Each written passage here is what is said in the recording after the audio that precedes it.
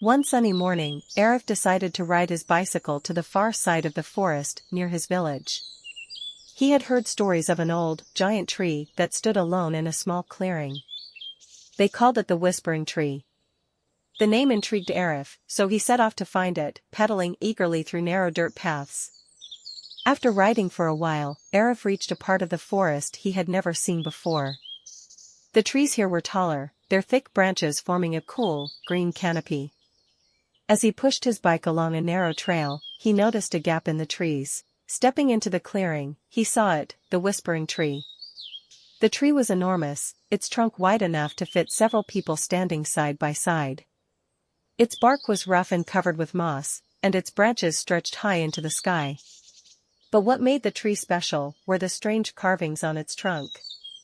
They looked like symbols and words, though Arif couldn't understand them. As he stood there, a soft rustling sound caught his attention. The wind seemed to pass through the tree's leaves in a way that made it sound like whispers. It was gentle, almost like voices speaking in the distance. Arif felt a chill run down his spine, but he was also fascinated. He walked closer and noticed a hollow at the base of the tree, just big enough for him to peek inside. He leaned down and looked into the darkness. Suddenly, the rustling grew louder. It almost sounded like a voice saying, "Leave."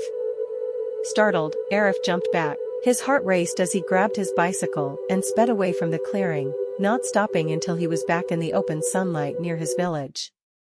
When he got home, Arif told his grandfather about the tree. His grandfather listened and nodded thoughtfully. "That tree has been there for many years," his grandfather explained. "The carvings are from travelers and villagers who wanted to leave a mark. As for the whispers, that's just the wind moving through its leaves in a special way. Trees can make all sorts of sounds if you listen closely." Arif felt a little silly for being so scared, but his grandfather added, "You were brave to explore, but forests can be full of surprises. Always be careful and never go alone to places you don't know well." From then on, Arif stayed curious about the Whispering Tree but made sure to share his adventures with others.